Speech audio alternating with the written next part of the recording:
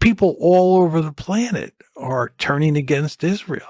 I saw, an Israeli think tank today that has been tracking protests around the world, gave some figures for what it looked like between October 7th and October 13th in terms of the number of protests around the world that were pro-Israel versus pro-Palestine.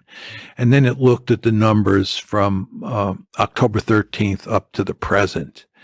And I think the numbers were 69% were pro-Palestinian in the first 6 days after October 7th, 69%.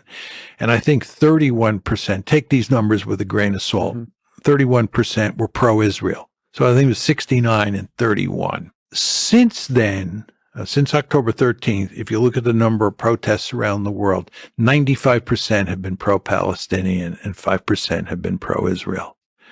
And what this tells you is that public opinion around the world has shifted against Israel.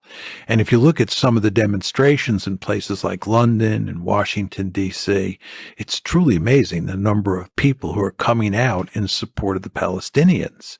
I think that this punishment campaign is not going to work strategically. In other words, they're not going to beat the Palestinians into submission. They're not going to finish off Hamas. And at the same time, by pursuing this strategy, they're doing huge damage to their reputation around the world.